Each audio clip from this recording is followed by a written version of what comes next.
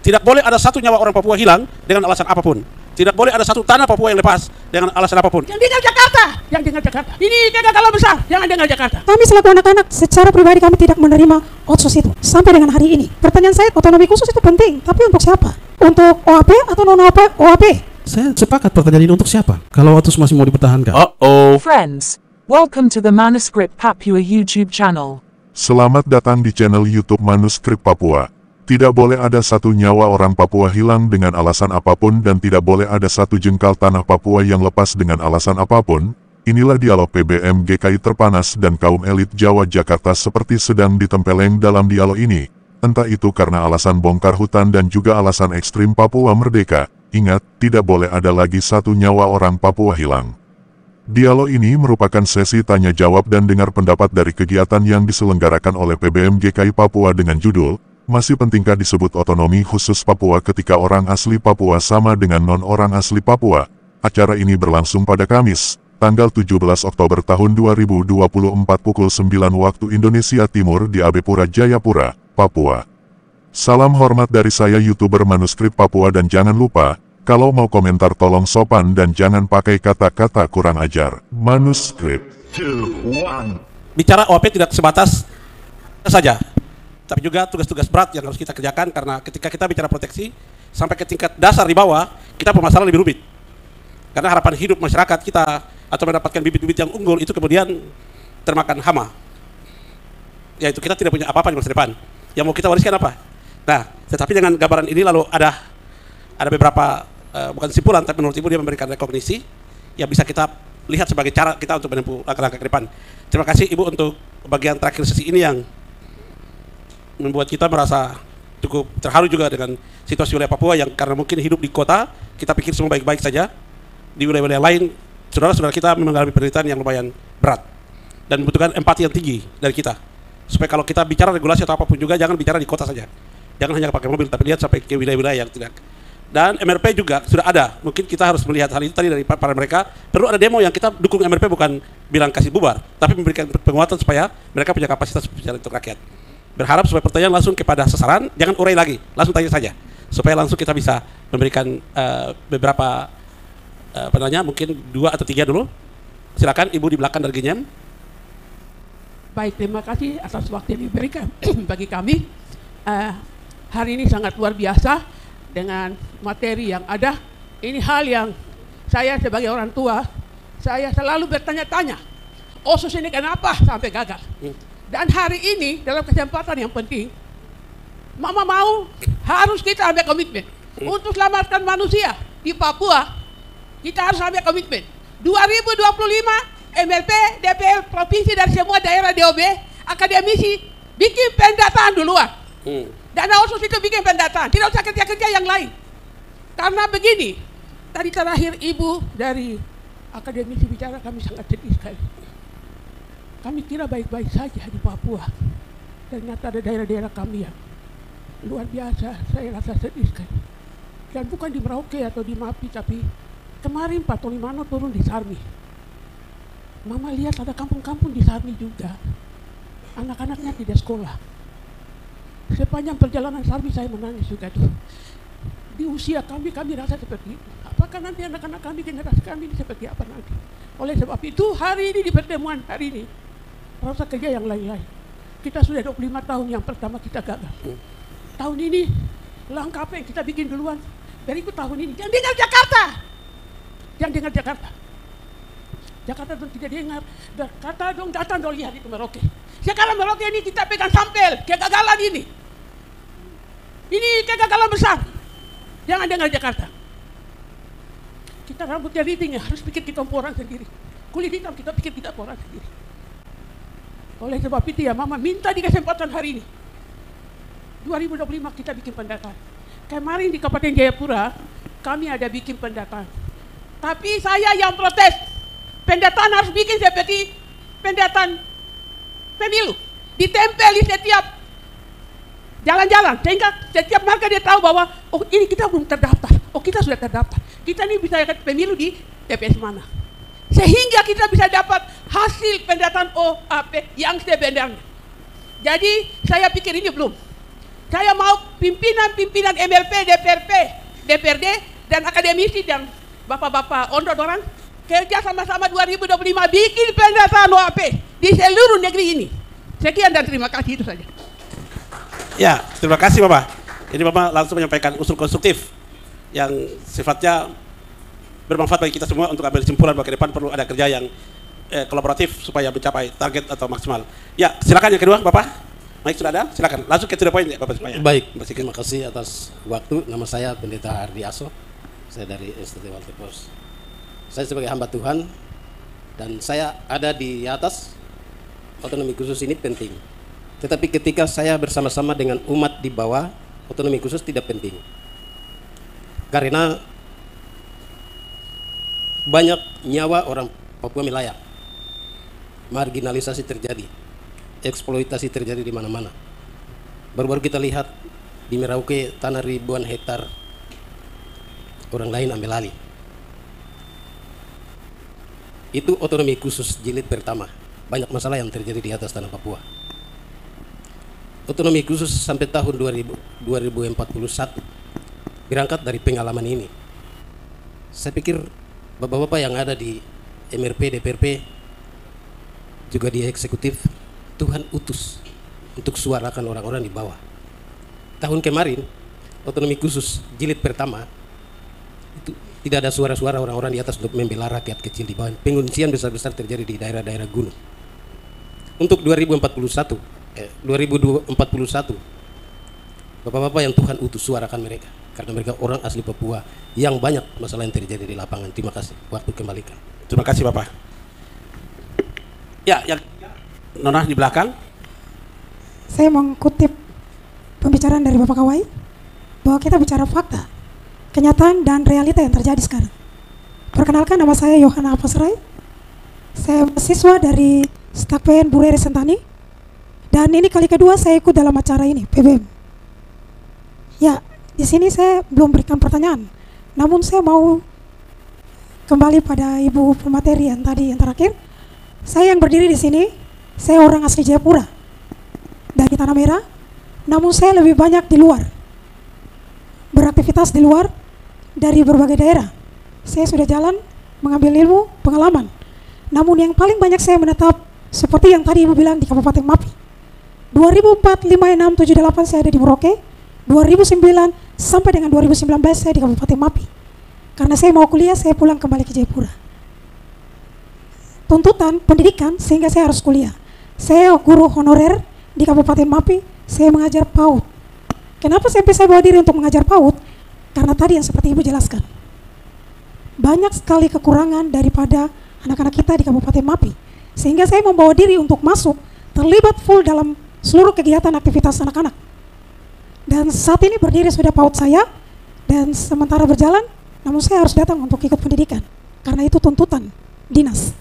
Iya, di sini kita bicara menyangkut hak. Tadi saya bilang bahwa kita bicara fakta, kenyataan, realita. Kenyataan seperti tadi Ibu bilang bahwa di sana belum dapat sentuhan, itu benar. Kami banyak bicara tentang Kabupaten Jayapura, kabupaten lain. Mereka sudah tersentuh dengan otonomi khusus. Dan saya mau bilang bahwa saya punya bapak nama Yohanes Apasrai. Dia salah satu tim perumus otonomi khusus jilid pertama. Beliau baru meninggal dengan usia 78 tahun di bulan Februari kemarin 2024. Saya selaku anak baru tahu kalau saya punya bapak juga termasuk dalam tim perumus. Dan kami selaku anak-anak secara pribadi kami tidak menerima otsus itu. Sampai dengan hari ini. Kabupaten Jayapura, saya anak Kabupaten Jayapura, tapi saya menerima segala sesuatu dari kabupaten lain. Dan saat ini saya kuliah, saya digaji oleh Kabupaten Mapi, tapi saya bekerja di Kabupaten Jayapura sebagai guru juga. Sementara mengisi kekosongan saya. Dan Ibu dosen saya bilang begini, Ibu, kenapa harus Ibu dibayar dari kabupaten lain, sedangkan Ibu ada mengajar di sini? Saya bilang saya tidak tahu. Nah, sekarang itu yang saya mau bilang begini. Pertanyaan saya tuh seperti tadi Bapak John bilang, jangan bertanya lagi kalau otonomi khusus itu penting atau tidak. Tapi saya mau berikan pertanyaan. Pertanyaan saya tuh otonomi khusus itu penting, tapi untuk siapa? Untuk OAP atau non OAP? Atau kedua-duanya? Tolong jelaskan itu. Karena seperti yang tadi sudah disampaikan bahwa OAP terima otonomi khusus, non OAP juga terima otonomi khusus. Terima kasih, waktu saya kembalikan. Ya, yang bisa himpunkan untuk melakukan dialog publik dengan tematik yang sangat menarik, ya. Masih pentingkah? Hampir dari semua pemateri tadi sebenarnya semuanya menyampaikan retorika, dilema yang sudah selama ini berlangsung dialami oleh masyarakat Papua. Pertanyaan saya sebenarnya, izin Pak Prof, sebelum ke Prof, memang saya sebelumnya diawali oleh sentilan atau nukilan dari Ibu Irma, ya, dari Dirjen Otda, yang menyampaikan tentang cikal bakal atau latar belakang terjadinya perubahan, ya, perubahan Undang-Undang Nomor 21 2001 itu melalui Undang-Undang Nomor 2 2021, ya. Di situ ada 20 pasal perubahan, sangat banyak sekali. Di situ juga ada beberapa latar belakang yang Ibu sempat sampaikan, pengoptimalisasian, pengembangan kawasan, perbaikan tata kelola. Kemudian ada Pak Prof juga sudah memberikan ulasan mengenai bagaimana sejarah dibentuknya Otsus ini. Pertanyaan barangkali saya menghimpun atau mengakomodir semua itu. Saya sampaikan pertanyaan terkait latar belakang terjadi perubahan atau revisi Undang-Undang Otsus sampai menjadi entahlah jilid 1, jilid 2, saya tidak tahu juga, dengan berbagai dialektika yang dibangun hingga lahirnya berbagai aturan turunan. Pertanyaan pertama saya mungkin sementara pertama ini, dalam hierarki undang-undangan negara ini sebenarnya undang-undang otonomi khusus harus dilaksanakan melalui peraturan pelaksanaannya oleh peraturan pemerintah. Ini hierarki perundang-undangan, tetapi selama ini saya belum melihat peraturan pemerintah apa yang lahir dari Undang-Undang Otsus selain PP 54 tentang MRP, dan PP yang mana lagi. Kita dibodohi secara sistem, kita dibodohi selama ini 20 tahun. Kemudian lahir PP yang keberapa ini, 106, ya. Saya lihat itu pemberian kewenangan baru di tahun 2021. Jadi setelah berjalannya 20 tahun, saya sepakat pertanyaan ini untuk siapa? Kalau Otsus masih mau dipertahankan, secara regulasi sistem aturan sudah tidak benar. Semua ketentuan di dalam Undang-Undang Otsus tidak ada yang perintahnya harus dijabarkan melalui peraturan pemerintah. Itu tidak dijabarkan selama ini. Untuk apa lagi? Nah, oleh karena itu mungkin saran saya, kalau memang ada niat baik untuk harus ketemu presiden, saya pikir segera saja sebelum 2025. Terima kasih, itu saja. Nanti saya ikut di dalam. Siap. Terima kasih. Ya. Terima kasih atas penjelasan tadi. Saya langsung saja to the point di masalah Otsus ini, ya. Kami ada Otsus Aceh, Jogja, terus kami di Papua juga diberi Otsus. Jakarta Pusat juga Otsus, daerah istimewa. Lalu dikaitkan ini dengan Otsus ini ada asas itu dari dulu otonomi daerah, ya, asas desentralisasi. Jadi saya langsung masuk ke ini hasil dari migas, minyak dan gas bumi yang di store itu, langsung masuk di yang masuk dana bantuan. Tadi dibilang 2%, tapi sudah naik 2,5%. Dana block grant, dana spesifikasi grant. Itu kalau boleh ditambah, ditingkatkan. Kemudian pendataan jumlah OAP itu perlu didata sehingga jumlah seluruh orang OAP ini didata dan dana itu langsung ditransfer ke rekening masing-masing per orang. Datanya di kampung-kampung masing-masing didata, lalu mereka buka rekening di bank masing-masing dan ditransfer dana itu masuk. Jadi tidak ada unsur-unsur korupsi di situ. Terima kasih, itu saja. Ya, terima kasih. Langsung yang di sebelah. Selamat siang semua untuk selamat sore. Selamat sore semua Bapak Pemateri dan juga panitia PBM YKI dan juga ibu-ibu. Perkenalkan, nama saya Stanley Nambujai, saya mahasiswa asal Merauke dari Universitas Sains dan Teknologi WSTJ Jayapura.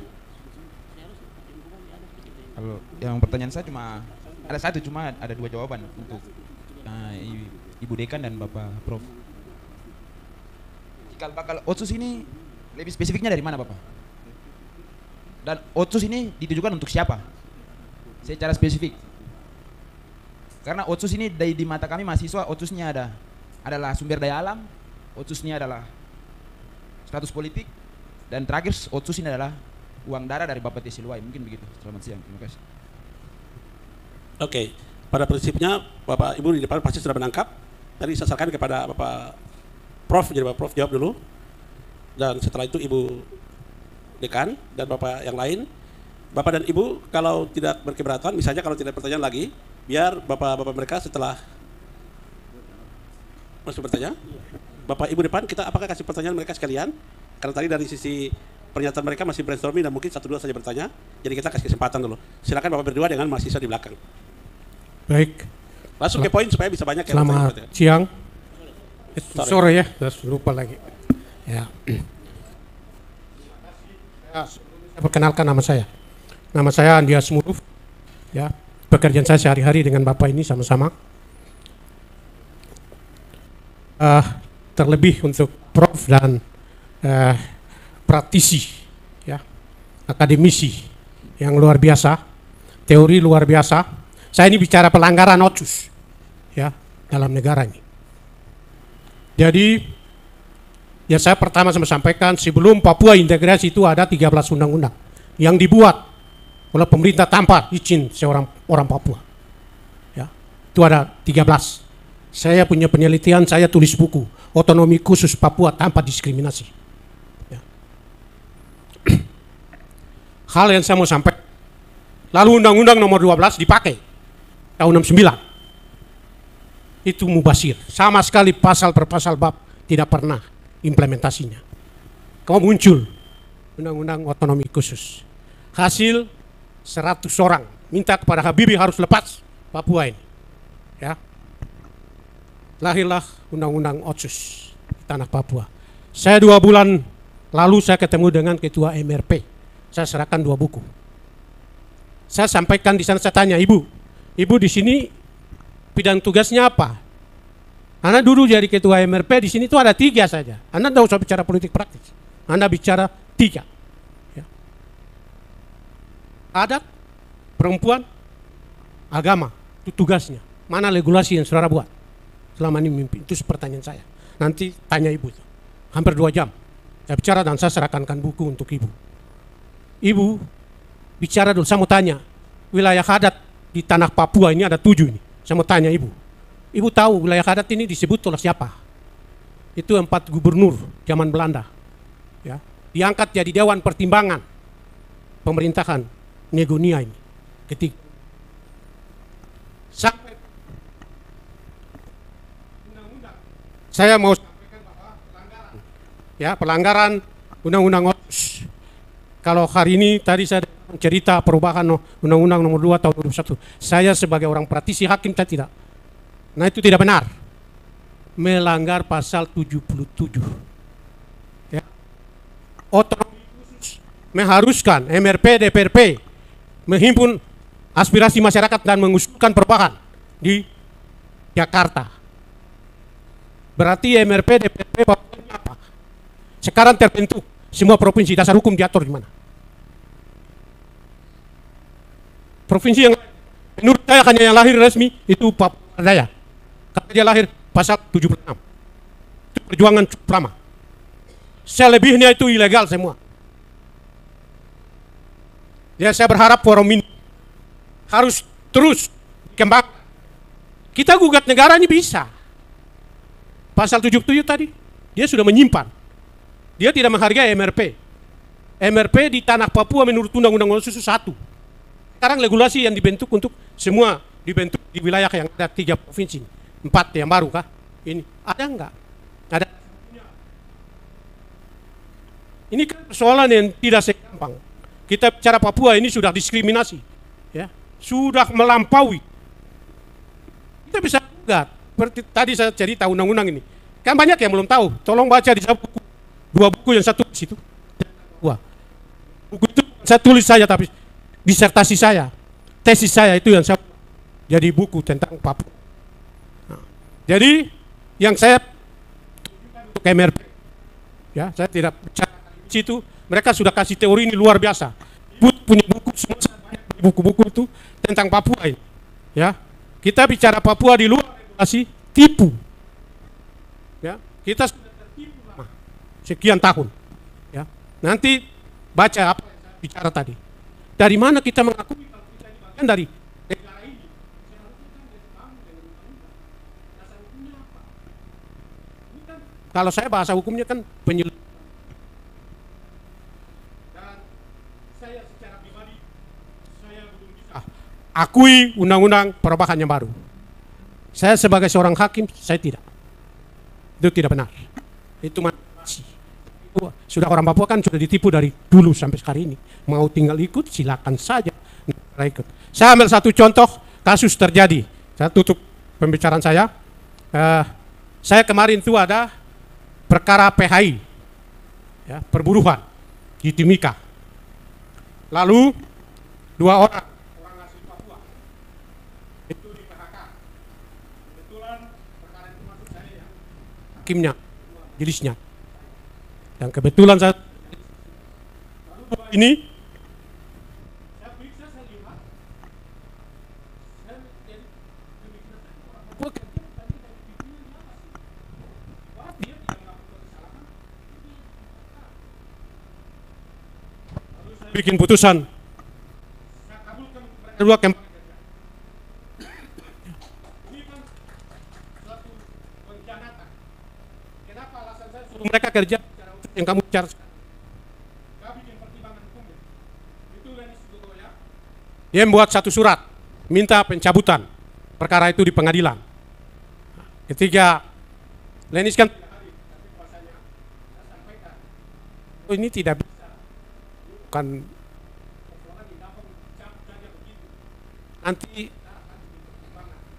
Nah, akhirnya saya dengan otsus ini kapasitas gunakan otsus untuk suruh mereka kembali kerja. Ya, jadi saya gunakan pasal. Ya, ini kan cara otsus ini kan bab 11. Bab 11 itu pasal 1, pasal 34 ayat 1 sampai ayat 5. Lalu di proseduran menimbang, mengingat dan memutuskan, itu kan semua diingat, itu kan lembaga adat. Peradilan adat. Jadi kemarin alasan saya sehingga biar karena Papua ini spesialis. Saya pertimbangkan kembalikan mereka kerja berdasarkan otsus, ya. Karena alasan hukum saya, otsus memang kami belum terbentuk peradilan adat, ya. Sudah ada, tapi yang ini tanggung jawabnya catat Ibu MLP, dua-dua dicatat.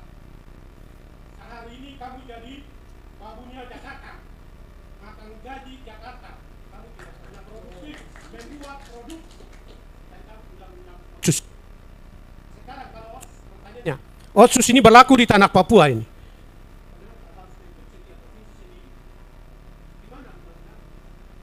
Masing-masing provinsi. Provinsi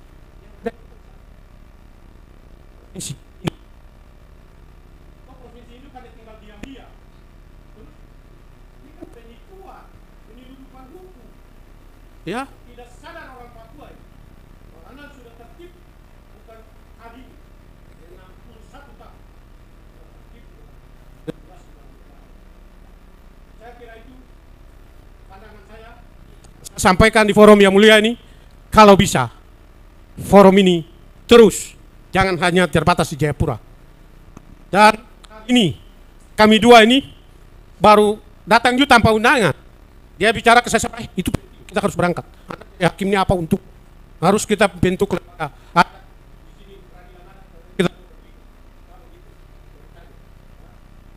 Saya kira itu yang saya dapat sampaikan. Bicara otsus ini ada pelanggaran. Kalau mau MRP,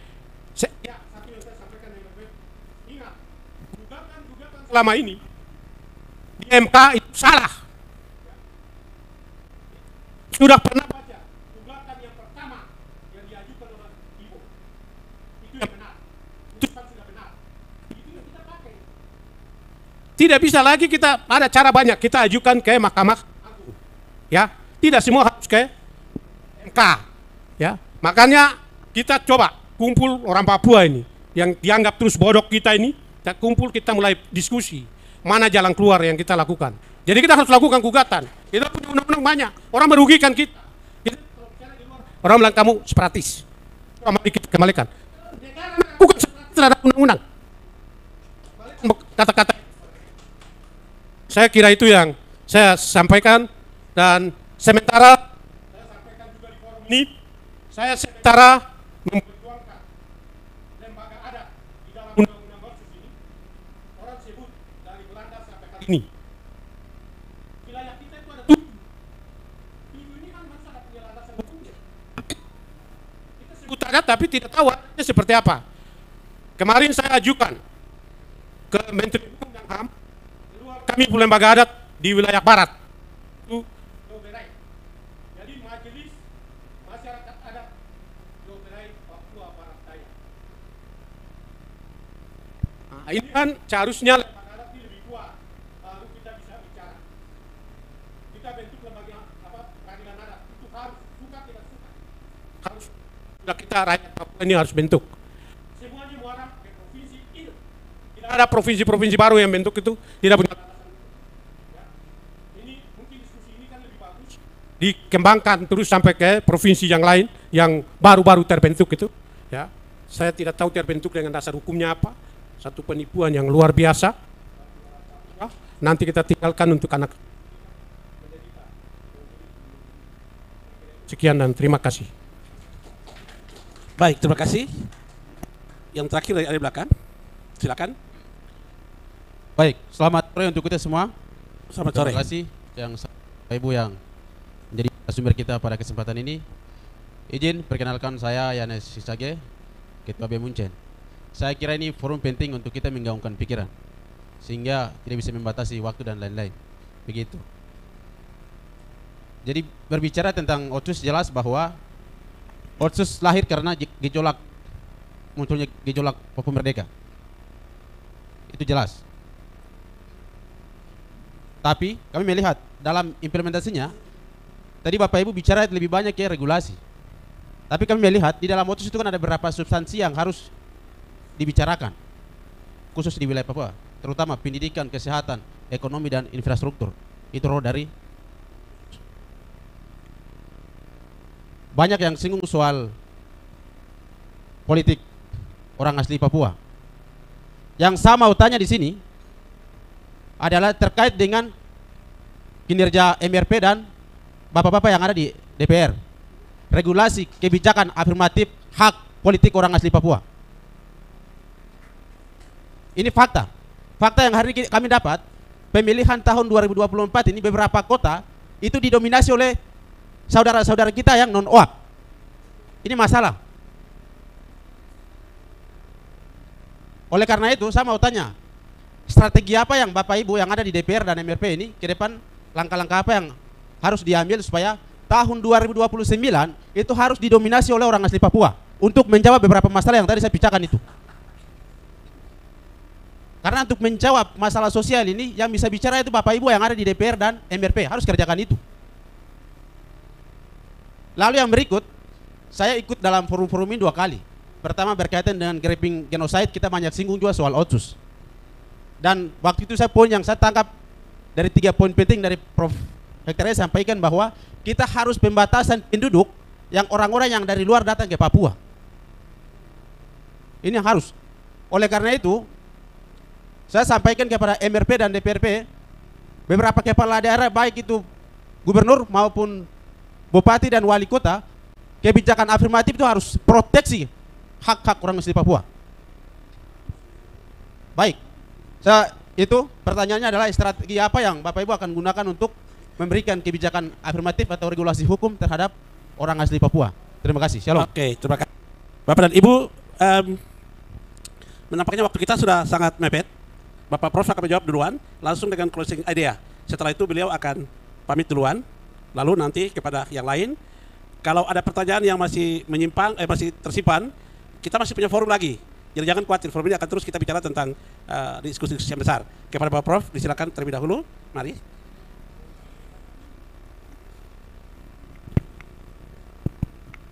Bisa Bapak. Baik, terima kasih Bapak-bapak, ibu-ibu, dan saudara-saudara yang sudah merespon dengan pertanyaan-pertanyaan dan pernyataan-pernyataan Dan saya kira itu hal yang bagus untuk kita terus menggumuli persoalan kita dalam rangka otonomi khusus ini. Saya mulai dari Pak Andreas ya, yang sudah sampaikan hal-hal yang penting tadi.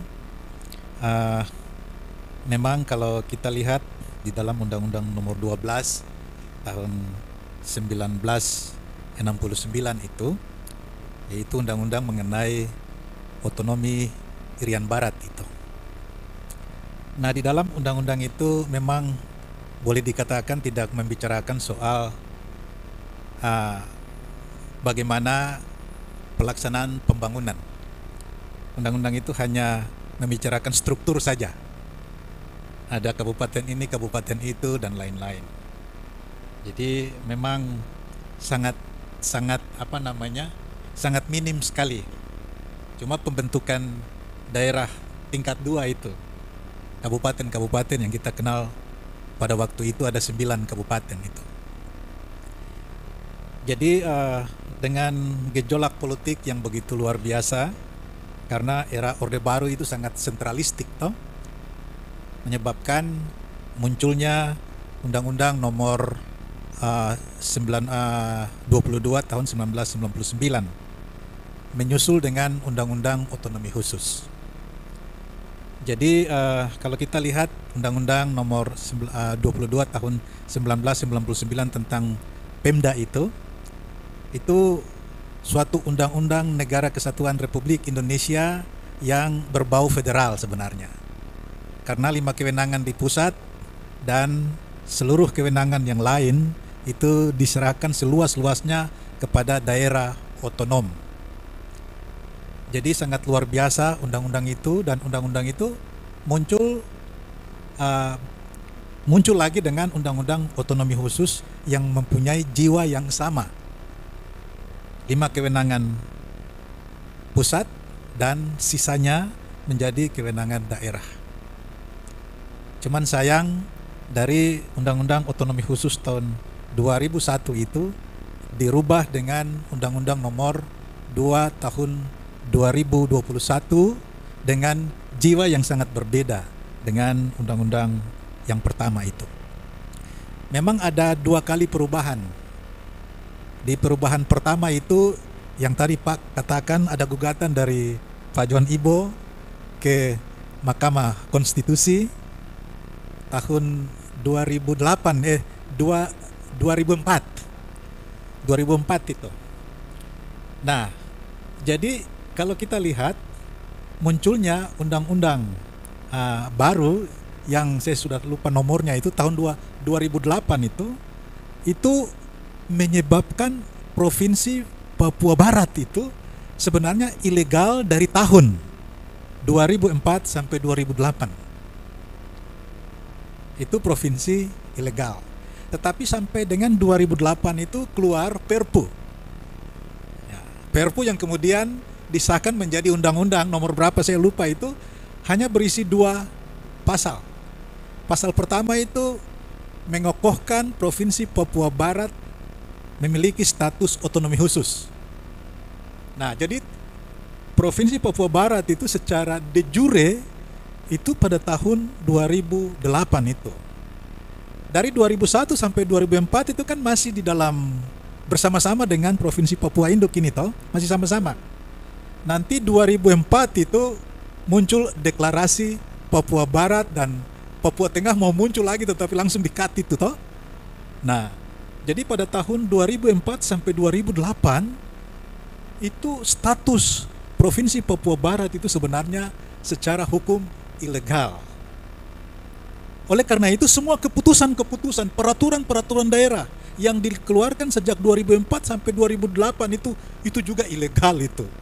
Kalau ada mahasiswa Papua Barat yang kemudian dirugikan ya, persoalan beasiswa mungkin dengan menggunakan dasar hukum dari Provinsi Papua Barat pada waktu itu mudah sekali untuk digugat. Itu sangat rawan sekali itu secara hukum. Karena memang pada waktu putusan 2004 itu dari gugatan Pak John Ibo itu di sana ditegaskan bahwa ada putusan MK yang keluar itu yang ada dissenting point dari Marwarar Siahaan itu. Marwarar mengatakan bahwa apabila undang-undang nomor berapa 45 kah yang dicabut itu, yang dinyatakan tidak mengikat itu dengan sendirinya bangunan provinsi itu harus gugur. Itu menurut Marwarar Siahaan. Tetapi pendapat MK pada waktu itu mengatakan bahwa ya sudah, kami cabut undang-undang nomor 45 mengenai pembentukan Provinsi Papua Barat, Papua Tengah, dan Papua mana lagi itu. Itu ya, undang-undang itu dinyatakan tidak mengikat, namun secara sosiologis lembaga yang namanya Provinsi Papua Barat itu tetap ada. Ini pemikiran hukum yang bagaimana ini? Ini lucu sekali MK ini. Jadi sebenarnya pendapat Marwarar Siahaan itu yang harus menjadi patokan. Kalau Undang-Undang 45 itu dinyatakan tidak mengikat, alias tidak bisa menjadi dasar hukum lagi, bangunan provinsi itu harus runtuh.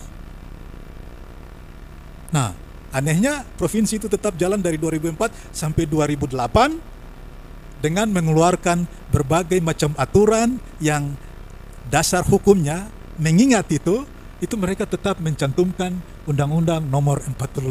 Itu kan lucu itu. Sangat lucu. Jadi semua perda-perda atau semua keputusan gubernur Papua Barat dari 2004 sampai 2008 itu bisa digugat. Tapi sekarang kan sudah tidak lagi toh, karena sudah sah berdiri pada tahun 2008 dengan keluarnya Perpu nomor sekian itu. Mengapa Perpu itu keluar tiba-tiba? Karena pada waktu itu JK datang untuk mempersiapkan pemilihan umum 2009. Bagaimana kalau tidak ada Perpu yang keluar? Nanti tidak ada KPU Provinsi Papua Barat itu. Kacau lah negeri ini. Jadi ya sudahlah. Kan sudah tahu dong punya trik-trik gitu. Ya begitu sudah. Jadi saya pernah bertanya kepada mereka di Papua Barat itu di Kabupaten Fakfak. Saya tanya mereka, kalian buat perda Papua Barat perda Fakfak ini pakai dasar hukum apa? Undang-Undang nomor 45. Padahal undang-undang itu sudah dinyatakan tidak berlaku. Tidak mengikat maksud saya. Kalau memang sudah dinyatakan tidak mengikat, tugas DPR yang harus melaksanakan sidang untuk mencabut undang-undang itu. Ya, jadi memang hal-hal lucu juga di negeri ini, banyak ini. Nah, jadi kalau mau dikatakan pelanggaran otsus itu memang Bapak ya, kita tahu itulah. Pasal 77 juga sudah ya pasal akal-akalan yang baru ini ya. Perubahan ketiga kedua itu. Lalu untuk pembentukan DOB provinsi baru ini itu memang sudah dikeluarkan undang-undangnya. Saya lupa nomornya, tetapi ada undang-undang untuk provinsi Papua Pegunungan, ada undang-undang untuk provinsi Papua Tengah, dan ada undang-undang untuk provinsi Papua Selatan. Jadi itu memang sah demikian. Ya, kemudian berkaitan dengan hierarki peraturan perundang-undangan ini, mengapa undang-undang Otsus ini tiba-tiba dilaksanakan dengan perdasi-perdasus? Hampir tidak ada PP-nya, cuma PP 54 tentang pembentukan MRP saja. Ya. Jadi Bapak Ibu sekalian, ini Undang-Undang Otsus ini memang Undang-Undang Negara Kesatuan Republik Indonesia yang adalah undang-undang nasional. Tapi undang-undang nasional ini tidak berlaku secara nasional. Hanya berlaku di Provinsi Papua. Karena hanya berlaku di Provinsi Papua, maka undang-undang ini bisa langsung di breakdown pelaksanaannya dengan perdasi dan perdasus.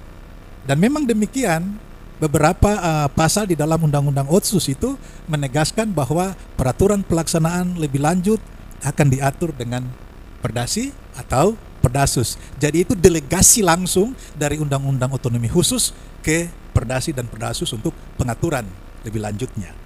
Nah, namun di dalam perubahan kedua, Undang-Undang Nomor 2 Tahun 2021 itu ada beberapa pasal di dalamnya yang diatur lebih lanjut dengan PP. Yang itu yang kita saksikan dengan PP 106 tentang kelembagaan dan kewenangan, lalu PP 107 tentang keuangan itu. Karena memang diperintahkan oleh Undang-Undang Nomor 2 Tahun 2021. Ya, memang begitu sudah, tidak apa-apa. Kita jalan saja. Bola tetap jalan toh. Bola tetap jalan. Ya. Yang berikut lagi ini yang berkaitan dengan Otsus ini penting untuk siapa? Sebenarnya kan Otsus itu untuk orang asli Papua. Nanti kita tanya ke calon-calon bupati, calon-calon gubernur ini. Nanti ada debat-debat itu atau nanti ada kampanye-kampanye. Tanya mereka ini, kamu jadi bupati nanti, jadi gubernur di tanah Papua ini, kamu mau melaksanakan undang-undang apa?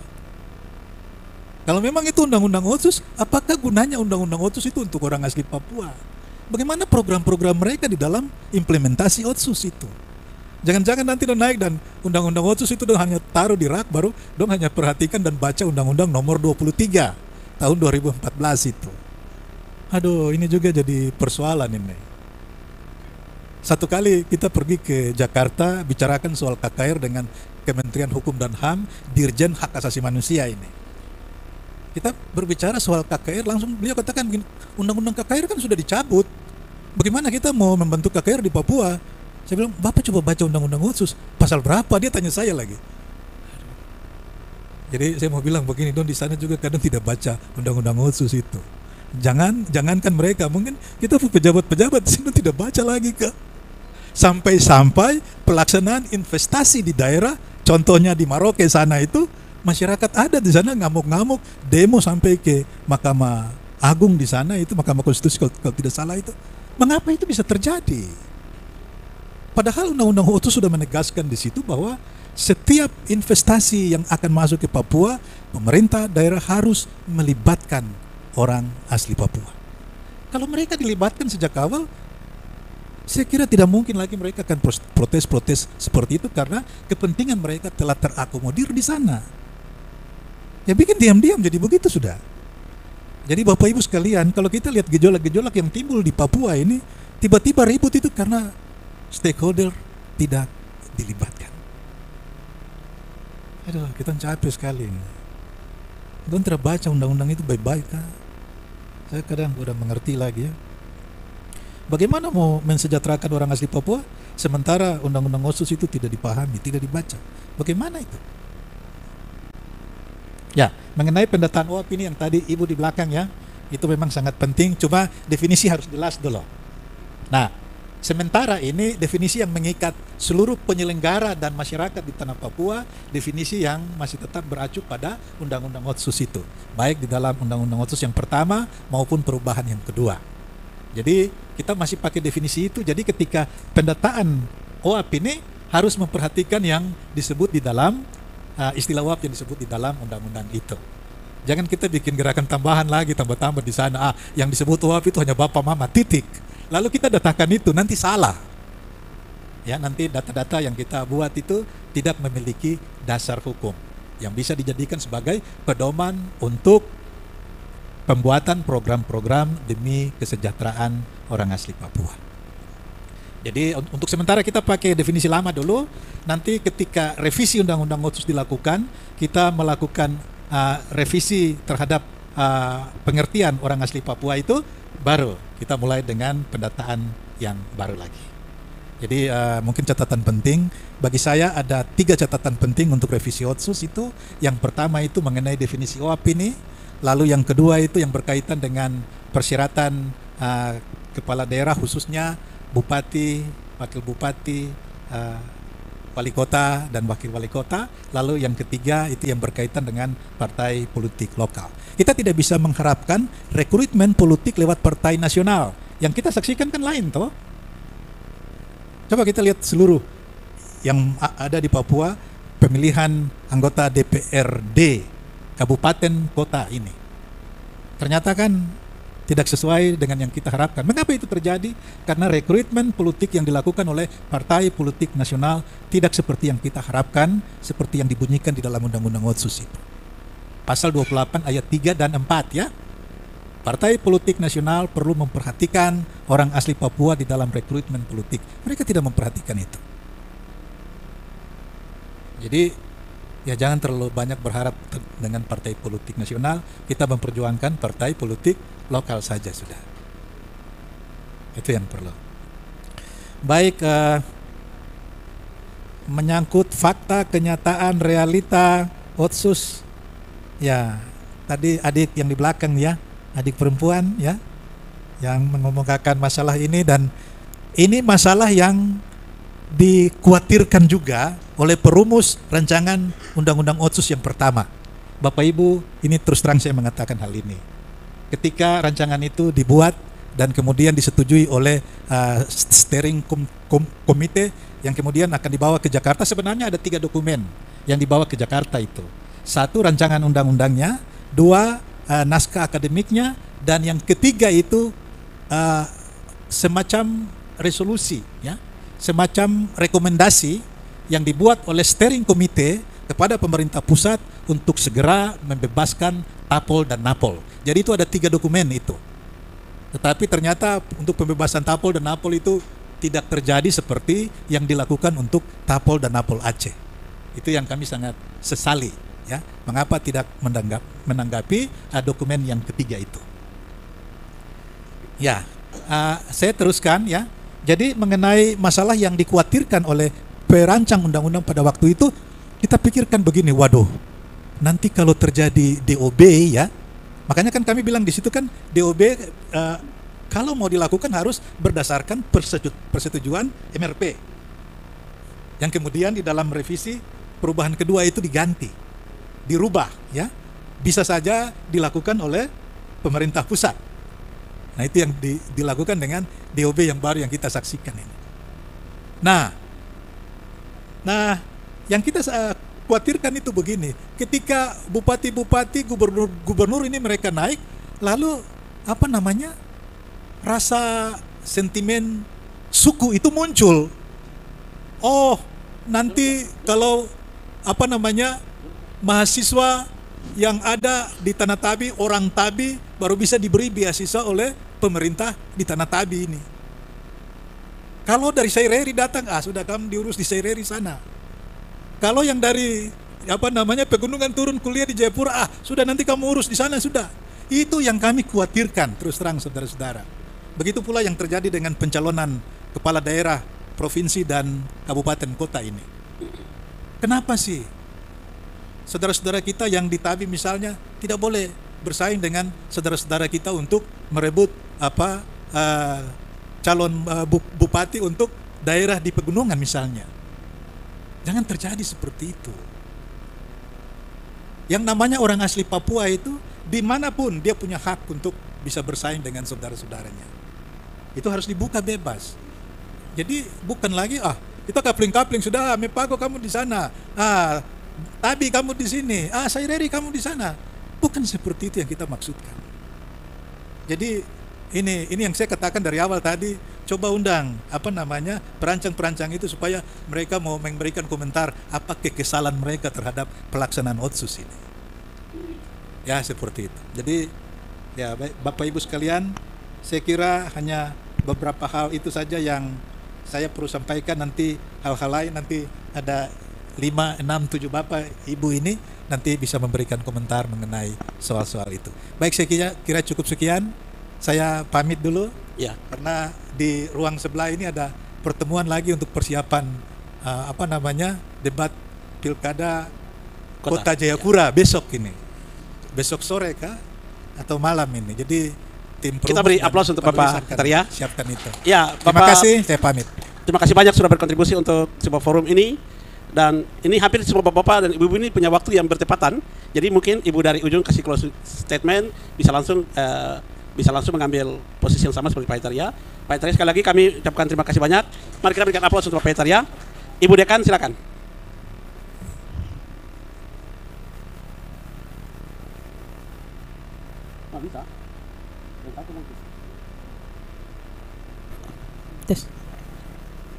Baik, terima kasih Pak Moderator. Saya langsung saja bahwa tadi pertanyaan dari saudara mahasiswa sudah dijawab ya. Yang jelas bahwa hari ini kita duduk untuk masa depan Papua. Generasi yang akan datang membutuhkan pemikiran kita, dan kita terus percaya bahwa Tuhan ada dan memimpin manusia di atas negeri ini, dan kita tetap eksis di atas tanah kita. Sekian. Terima kasih. Mari kita beri aplaus untuk Ibu Dekan. Ibu Dekan, tentunya kami akan terus berkoordinasi untuk perumusan materi ini, untuk memberikan advice, penilaian atau bobot sebelum kita rampung menjadi sebuah materi. Jadi jangan bosan-bosan kalau akan dihubungi terus. Iya. Izin moderator, saya juga mau pamit. Iya, artinya maksudnya setelah pulang nanti kami akan koordinasi di luar sini, bukan sekarang. Minta maaf Bapak Ibu dari MRP dari Papua Selatan, karena besok juga debat Gubernur Papua Pegunungan. Oh ya. Jadi saya harus urus mahasiswa yang mau yudisium. Siap. Sebelum saya berangkat besok supaya tidak ada beban lagi. Saya kira itu. Mari kita berikan aplaus sekali lagi kepada Ibu Dekan. Iya, berikutnya Ibu Bernarda. Baik, saya tidak komentar banyak. Justru saya mau mengucapkan terima kasih kepada penyelenggara kegiatan ini karena sangat berkualitas, berpikir tentang UAP ke depan. Pesan saya untuk mahasiswa, kuliah dengan baik, kerja dengan baik, karena itu adalah modal. Itu saya sukses untuk semua. Selamat sore. Mari beri aplaus untuk Ibu. Iya, yang berikutnya langsung ke Ibu. Baik, terima kasih. Saya langsung saja ke closing statement, tetapi tadi Bapak Hakim terima kasih ya. Tadi Bapak keras sekali mengatakan bahwa kenapa MRP tidak menghasilkan produk-produk hukum. Saya ingin tegaskan bahwa sampai hari ini MRP tidak memiliki fungsi legislasi, sehingga khusus untuk kepentingan orang asli Papua, MRP tidak merancang produk hukum karena fungsi itu ada di DPR, tetapi kami akan memberikan pokok pikiran terkait dengan kebutuhan orang asli Papua, tetapi pertanyaannya apakah di DPR itu bisa tidak menggunakan pikiran kami. Itu harus kami tegaskan. Baru tahun ini negara memberikan di peraturan pemerintah 106-107 baru memberikan kewenangan untuk kami melakukan pengawasan terhadap pelaksanaan otonomi khusus. Mulai dari Otsus Jilid 2 ini ke depan. 20 tahun saya ingin tegaskan bahwa MRP tidak memiliki 3 fungsi, legislasi, budgeting, dan pengawasan. Sehingga ini saya harus sampaikan supaya masyarakat semua tahu bahwa baru 1 fungsi yang akan kami lakukan, sehingga MRP dalam kewenangannya, MRP hanya MRP yang memiliki kewenangan tertentu. Dan itu kami akan lakukan pada periode ini sampai dengan yang akan datang. Dan saya ingin menutupi ya diskusi ini dari kami MRP bahwa satu saja catatan kita dari forum diskusi hari ini, yaitu satu kata, harus melakukan judicial review terhadap pasal-pasal yang melemahkan kita. Mari beri aplaus. Terima kasih. Ibu. Tuhan memberkati kita semua.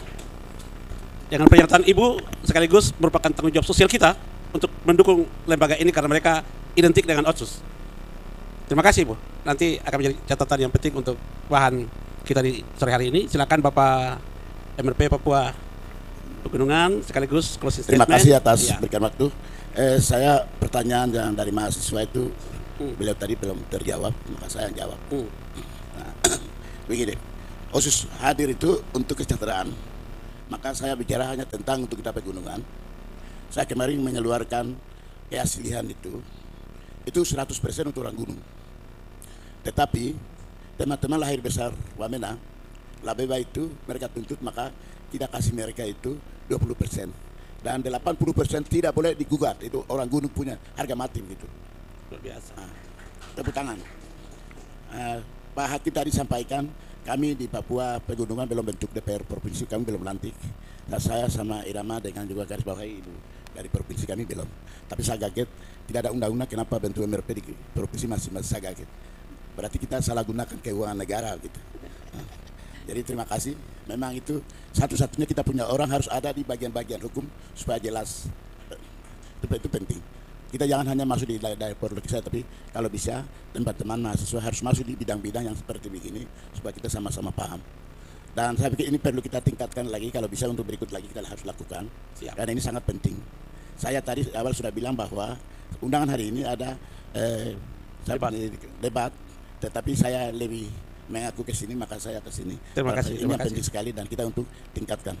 Barangkali itu yang saya sampaikan, atas perhatian saya ucapkan terima kasih. Mari kita beri aplaus. Wah. Yang berikutnya dari Ibu, apakah tadi mereka tanya ada yang belum Ibu jawab atau sudah selesai? Ya, baik. Mungkin saya tambahkan sedikit untuk Bapak Asmuruf. Ya, 4 dok terbentuk sah ya. Ada undang-undangnya, yaitu Undang-Undang Nomor 14 untuk terbentuknya Provinsi Papua Selatan, 15 Provinsi Papua Tengah, 16 Provinsi Papua Pegunungan, dan 29 Provinsi Papua Barat Daya. Jadi sah ya Bapak ya, kita tidak ilegal. Demikian. Kemudian saya menyampaikan untuk seluruhnya, MRP bertanggung jawab untuk proteksi atau perlindungan, kemudian untuk keberpihakan, afirmasi, dan pemberdayaan empowering bagi orang asli Papua di tanah Papua. Sehingga untuk mengukur evaluasi ini tercapai peningkatan kesejahteraan untuk orang asli Papua dengan dana-dana otsus yang diberikan yang begitu besar menurut masyarakat, ini harus dengan jelas harus redefinisi orang asli Papua dan revisi undang-undang yang tadi kita istilahnya undang-undang pasal karet itu dalam undang-undang otsus, sehingga ketika data kita menuntut data orang asli Papua itu harus jelas. Definisi ini juga harus jelas dulu, sehingga berdasarkan definisi ini kami mendata data orang asli Papua itu siapa sajakah, yang Papua, non Papua, atau mama Papua, bapak non Papua. Kita harus putuskan bersama sehingga berdasarkan data yang jelas kita bisa mengawasi penyaluran dana otsus dengan jelas. Kalau data tidak jelas, dana otsus tidak tepat sasaran. Sehingga bagaimana kita bisa mengukur peningkatan kesejahteraan orang asli Papua. Itu mungkin penegasan saya. Selanjutnya seperti tadi sudah Yang Mulia Ibu Mehwe sampaikan, MRP tidak punya fungsi legislasi. Ini supaya masyarakat semua tahu, kami hanya bisa mengusulkan, mengawasi. Tapi kami tidak bisa membuat aturan. Yang nanti buat adalah DPR. Ya, itu yang bisa saya sampaikan. Sekian, terima kasih. Tuhan memberkati kita. Terima kasih banyak untuk penyelenggara. Shalom, salam sejahtera untuk kita semua.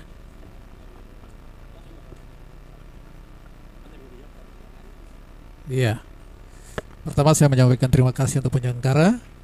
Hari ini luar biasa. Saya dari awal Pak sampaikan, pikir-pikir saya mau datang bicara apa lagi. Tapi hari ini saya menghargai sehingga saya hadir di sini. Saya merasa bersyukur karena hal ini sangat penting. Saya menanggapi sedikit, menjawab pertanyaan dari adik mahasiswa tadi. MRP dan DPR bikin apa? Bikin apa? Otsus kenapa tidak berhasil? Saya mau kasih tahu jujur bahwa Otsus tidak berhasil karena pengawasan dari DPR tidak ada sama sekali. Otsus masuk, nanti keluar baru DPR tahu dana Otsus sekian besar jumlahnya. Ketika dari Dok 2 diberi kepercayaan kalau pengawasan dilakukan oleh DPR, saya percaya bahwa dana dan siapa yang menikmati pasti jelas. Ya. Jadi itu yang terjadi.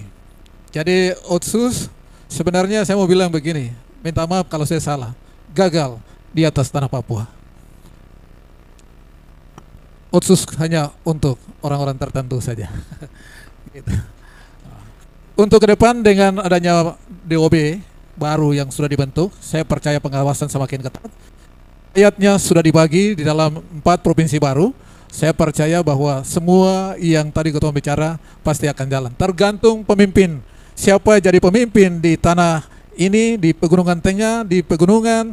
Ketika pemimpin DPR itu punya hati untuk rakyat, pasti semua akan jalan dengan baik. Kita koordinasi, kolaborasi penting. Selama saya 10 tahun di DPR, tidak ada kerjasama antara MRP dengan DPR. Sebenarnya pikiran MRP itu sangat penting untuk memproteksi perdasus yang dibuat oleh DPR. Cuma di sini, ya itulah saya mau bilang begini, tergantung ketuanya. Ketua MRP siapkah? Sudah siap untuk berpikir bagaimana masyarakat sejahtera di atas tanah ini? Karena dia punya tugas. Dulu DPR saja ya bolehlah DPR bisa jalan kemana-mana. Hari ini MRP itu lembaga kultur yang diutus dari adat, agama, dan perempuan. Yang ada di kampung-kampung itu sudah mereka. Kalau DPR ini hanya politik praktis. Dan dia bicara segala sesuatu berdasarkan data dan fakta. Di luar dari itu tidak bisa. Jadi masukan bagus sekali. Saya pasti akan kembali untuk yang periode ketiga. Saya sudah terpilih besok tanggal 31 dilantik. Mudah-mudahan. Karena ini semua orang Tabi Saireri percaya pasti di Papua Induk ini pasti akan jalan kerjasama DPR dengan MRP. Sehingga apa yang ketemu mulai hari ini, biarlah 5 tahun Saya percaya hari ini Kotong memang terbatas dengan dana ya. Dana kita sudah dibagi habis. Dari 14 triliun yang hari ini kita punya APBD induk ini sangat disayangkan. Kita bisa dapat hari ini 3 lebih ini kan luar biasa. Orang bisa hidup kah atau mati nanti. Itu sebabnya target kita 2025-2026 itu bisa stabil semua. Maka semua yang Ketua bicara untuk kepentingan kita. Otsus sangat baik menolong kita. Ketika dengan terjadinya pemekaran, saya percaya bahwa dia bisa akan dapat menjawab kebutuhan masyarakat yang ada di kampung-kampung. Ketika pemimpin yang memiliki hati untuk membangun rakyatnya. Dari saya mau sampaikan perbedaan pendapat itu penting sekali. Tanpa ada perbedaan pendapat, segala sesuatu tidak bisa dapat diselesaikan. Ketika ada perbedaan pendapat, maka disitulah kita akan mendapatkan solusi yang terbaik untuk tanah Papua. Semua perbedaan itu sangat penting sekali. Karena dengan perbedaan itu kita melihat jawaban hanya dari Tuhan turun atas tanah Papua yang diberkati oleh Tuhan. Terima kasih, selamat sore. Waktu saya kembalikan. Baik, Bapak dan Ibu, ini sudah selesai pada closing statement. Kita ini tadi sudah dalam sebutan awal mengundang BP3OKP. Jadi mereka satu orang, Bapak Otis mungkin bicara beberapa menit saja, tidak lama, kepada kita lewat Zoom. Setelah itu kita bisa close acara kita di sore hari ini. Silakan Bapak Otis, kalau sudah terkoneksi silakan. Bapak duluan. Iya.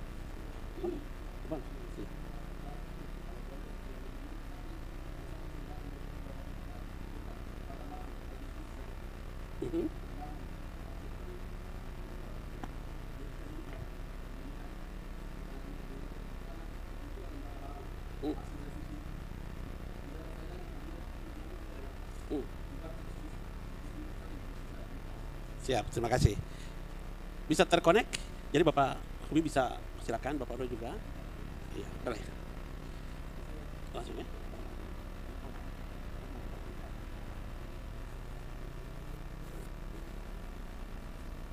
Iya. Mari silakan Bapak. Oh ya, silakan. Dari BP3OKP sudah terkoneksi?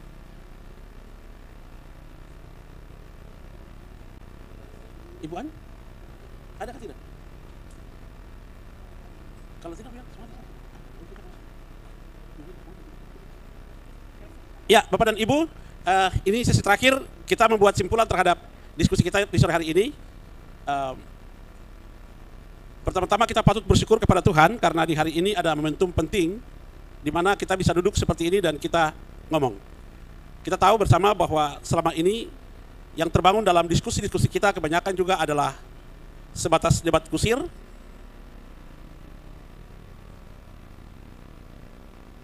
Dan mungkin baru pada hari ini kita bisa kumpulkan Bapak-Bapak dari MRP dan DPRP untuk sama-sama kita duduk bicara tentang Papua. Dan ini sesuatu yang luar biasa.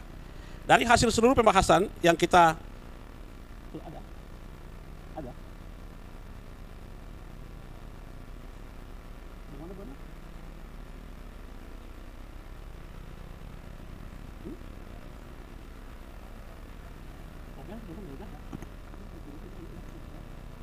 Bapak dan Ibu, kita closing saja di sore hari ini. Tugas dari kami akan membantu untuk merumuskan seluruh materi kita di sore hari ini. Lalu setelah kita rumuskan bersama, sasaran di mana seluruh hasil ini akan dipenetrasi, baik itu kepada lembaga-lembaga di daerah maupun kepada pusat akan kami lakukan. Dan kami akan coba untuk memberikan informasi balik kepada Bapak-Bapak dan Ibu-Ibu sekalian. Kalau kita berada dalam sebuah konektivitas yang bisa saling terhubung, lebih baik supaya apabila ada narasi atau kami membutuhkan advice dari Bapak dan Ibu, sebelum hasil itu rampung bisa kita juga memberikan masukan. Dan kita berharap dengan diskusi ini, dengan hasil diskusi ini, ada hal sebagaimana disampaikan oleh MRP tadi, bahwa upaya untuk judicial review bisa kita lakukan, karena perubahan tidak bisa kita lakukan dengan tekanan saja, dengan pressure. Dia harus berubah pada regulasi. Karena itu, mari secara bijak, kita sama-sama melakukan langkah-langkah yang lebih proaktif. Bapak dan Ibu, kita harus pandai. Kita sedang ada di daerah yang tidak baik-baik saja, dalam situasi yang tidak baik-baik saja. Ini menuntut kita bersatu lalu lebih bijaksana. Yang bisa kita lakukan sudah disampaikan oleh Ibu Ketua, Ibu MRP tadi, bahwa kita lakukan upaya judicial review. Yang kita review adalah frasa yang tadi, yang dikatakan pasal-pasal yang karet atau ada pasal tumpang tindih. Yang satu menerangkan yang lain, tapi yang lain membantah dalam sebuah pasal yang sama. Ini harus ada butuh kajian-kajian akademis para pakar kita, dan kita berharap untuk 5 tahun mendatang semua ini sudah berubah. Yang berikutnya, kami juga mohon maaf karena MRP Papua Barat, Papua Selatan, Papua Barat Daya, dan Papua Tengah dan Papua Pegunungan, mereka ini belum sudah memproteksi, tapi kelanjutnya belum ada DPR. Artinya mereka belum bisa berbuat banyak. Tetapi kita undang lebih cepat untuk kita berkumpul. Artinya, depan memang kita membutuhkan forum ini.